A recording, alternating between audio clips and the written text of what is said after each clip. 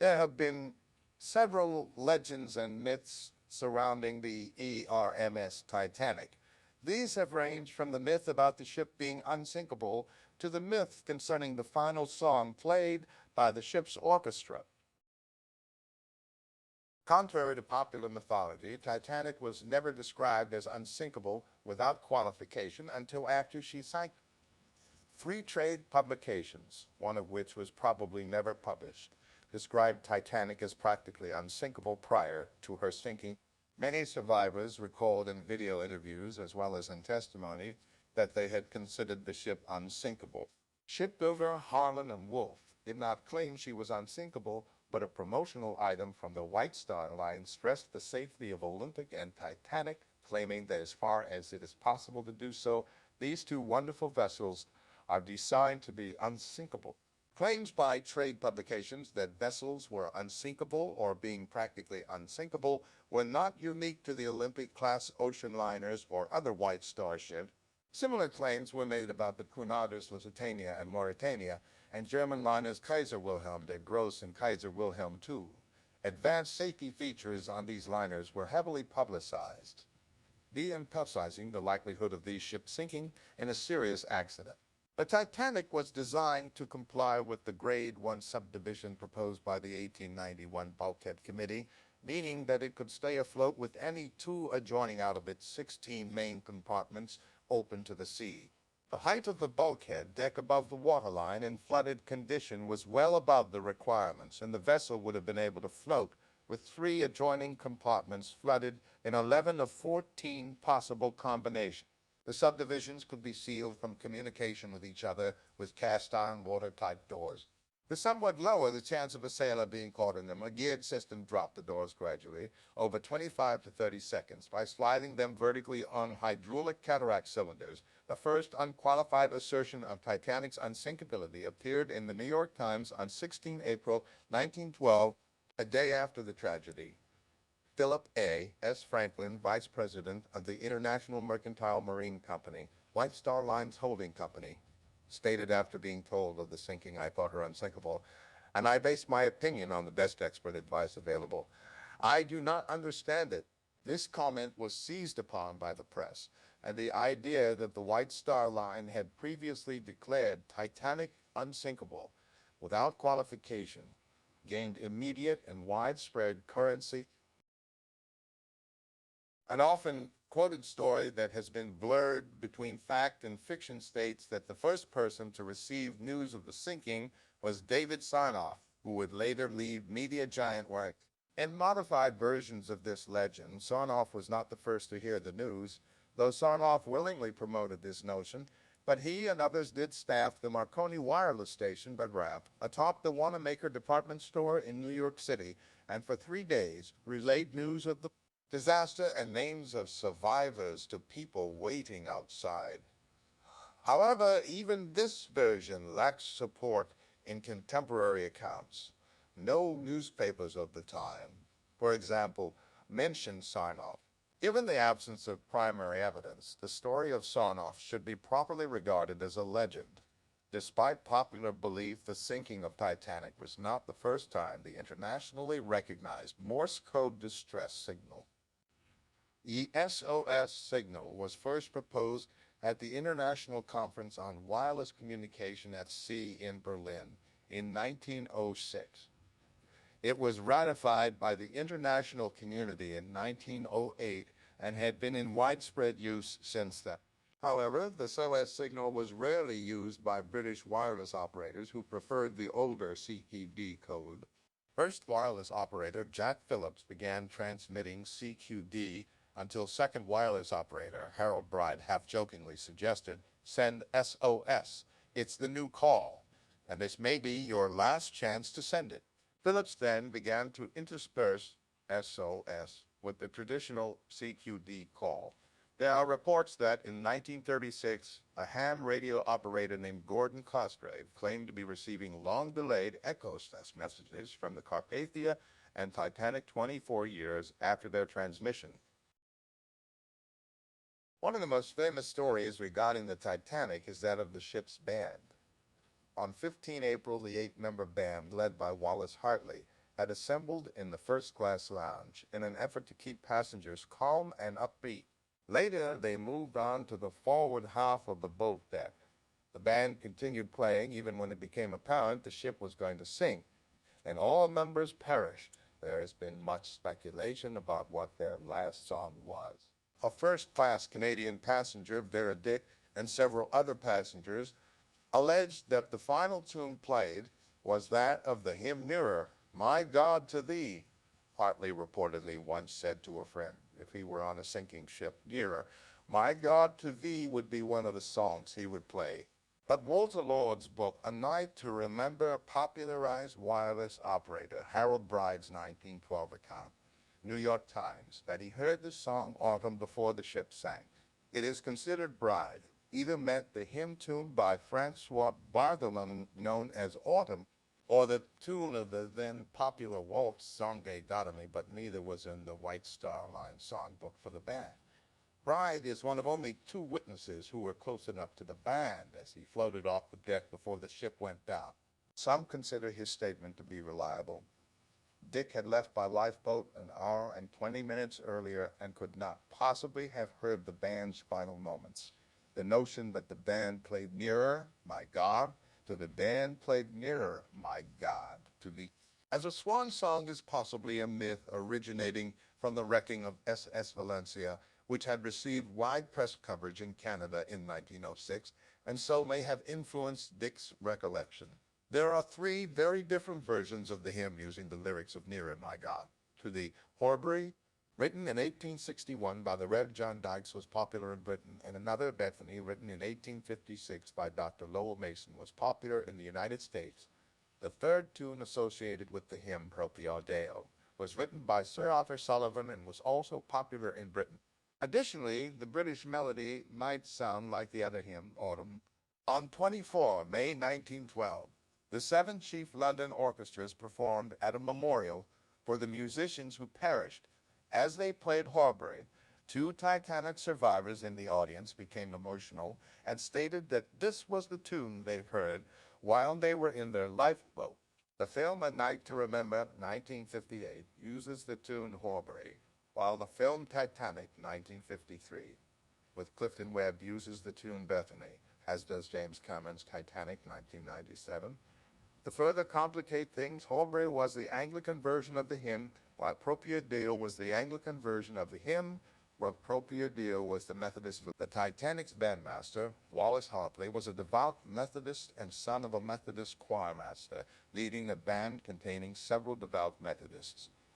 Proprio Devout Methodists. Proprio Deo was not only sung at Hartley's funeral, but was also carved into his headstone. Recently, another possibility has been raised. Among items left behind by Hartley's fiancée, Maria Robinson, was the sheet music of a third tune to the hymn written by Lewis Carey in 1902 and made popular by the Australian contralto Ada Crossley.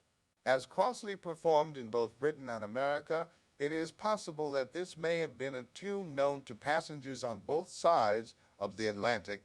Colonel Archibald Gracie IV, an amateur historian who was aboard the ship until the final moments and was later rescued on a capsized collapsible lifeboat, wrote his account immediately after the sinking but died from his injuries 8 months later. According to Gracie, the tunes played by the band were cheerful, but that he didn't recognize any of them, claiming that if they had played Nearer, My God, to the... As claimed in the newspaper, I assuredly should have noticed it and regarded it as a tactless warning of immediate death to us all, and one likely to create panic. Another oft-cited Titanic legend concerns perished first-class passenger William Thomas Stead. According to this folklore, Stead had, through precognitive insight, foreseen his own death on the Titanic. This is apparently suggested in two fictional sinking stories, which he penned decades earlier. The first, how the mail steamer went down in mid-Atlantic by a survivor, 1886, tells of a mail steamer's collision with another ship resulting in high loss of life due to lack of lifeboats. The second, From the Old World to the New, 1892, features a White Star Line vessel, Majestic, that rescues survivors of another ship that had collided with an iceberg. Some believe that there was another ship, the Norwegian sealer Samson, in the vicinity of Titanic when she sank.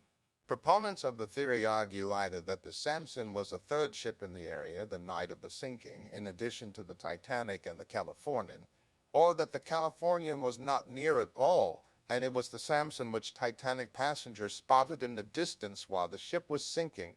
Advocates of Captain Lord's innocence have avidly adopted the latter theory, beginning with Leslie Harrison, the General Secretary of the Mercantile Marine Association in the 1960s. The root of this claim comes from the testimony of one of the Samson's officers, Henrik Birgit von Naest, Norwegian newspaper in 1912, that his ship had been near a large liner with many lights shooting rockets into the sky, the morning of 15 April.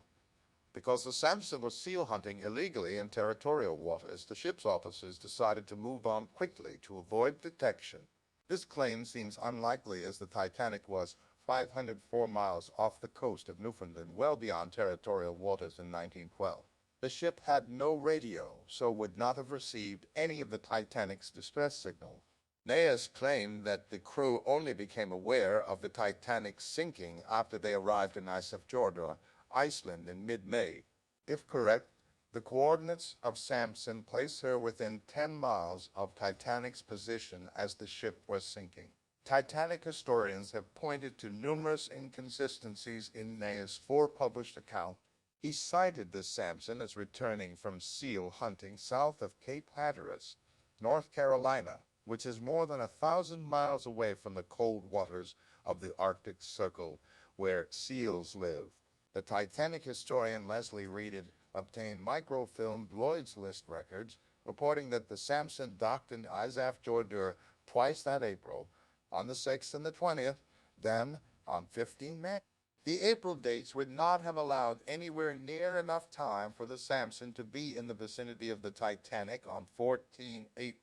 Furthermore, the idea that the crew of the Californian spotted the Samson instead of Titanic is illogical, since their descriptions are of a large steamer, not a small schooner like Samson. And finally, no other crew member from the Samson ever gave testimony supporting Naes' claim. Defenders of the Samson theory argue that Naes said Cape Hatteras when he meant they were south of Cape Race, Newfoundland, seal fishing waters which are physically very close to the site of Titanic sinking. They argue that the Lloyd's Register dates of arrival in April are invalid because they were merely the expected arrival dates of the Samson, which did not dock until the mid-May date. Such theories have been dismissed by Titanic historians including Leslie Reed, Walter Lord, and Edward de Groot. When Titanic sank, claims were made that a curse existed on the ship. The press quickly linked the Titanic curse with the White Star Line practice of not christening their ships, one of the most widely spread legends linked directly into the sectarianism of the city of Belfast, where the ship was built. It was suggested that the ship was given the number 390,904, which when reflected resembles the letters NOPOK, a sectarian slogan attacking Roman Catholics used by extreme Protestants in Northern Ireland, where the ship was built. In the extreme sectarianism of the region at the time, the ship's sinking was alleged to be on account of anti-Catholicism by her manufacturers, the Harland and Wolff Company, which had an almost exclusively Protestant workforce and an alleged record of hostility towards Catholics. Harland, an alleged record of hostility towards Catholics. Harland. Wolff did have a record of hiring few Catholics. Whether that was through policy or because the company's shipyard in Belfast Bay was located in almost exclusively Protestant East Belfast, through which few Catholics would travel, or a mixture of both, is a matter of dispute. In fact, RMS Olympic and RMS Titanic were assigned the yard numbers 400 and 401, respectively. At the time the Titanic sank, the May 1912 issue of the popular magazine, an American pulp magazine, was on the newsstand. It contained the short story, The White Ghost of Disaster, which described the collision of an ocean liner with an iceberg in the Atlantic Ocean, the sinking of the vessel, and the fate of the passengers The story by Maine Clue Garnett, the pseudonym of sea story author T. Jenkins Haynes, created a minor sensation. In 1898, 14 years before the Titanic disaster, Morgan Robertson wrote a book called The Wreck of the Titan, or Futility. This story features an enormous British passenger liner called the Titan, which, deemed to be unsinkable, carries insufficient lifeboat. On April voyage, the Titan hits an iceberg and sinks in the North Atlantic with the loss of almost everyone on board. In 1912, the German Berliner Tageblatt newspaper published a book in serial form that ran from 9 January until 24 April. This work of fiction was written by Gerhard Hauptmann, who would receive the Nobel Prize in Literature later that year, 1 month before the fateful April maiden voyage of the RMS Titanic. The story was published by Fisher Verlag as the novel Atlantis. Atlantis is a romantic tale set aboard the fictitious ocean liner Roland, which is coincidentally doomed to a fate very similar to that of the RMS Titanic. This perceived anticipation of the Titanic disaster received considerable attention at the time. A Danish silent film, also titled Atlantis, was produced by Nordist Film based on the novel. The film was released less than a year after the actual tragic event. The association became evident and it was banned in Norway, perceived as being in bad taste. A large black Newfoundland dog named Rigel purportedly was responsible for saving many survivors, according to stories published in at least one contemporary newspaper and retold many times thereafter, including in a book of contemporary accounts by Logan Marshall. Many details differ from known facts and the stories might be untrue.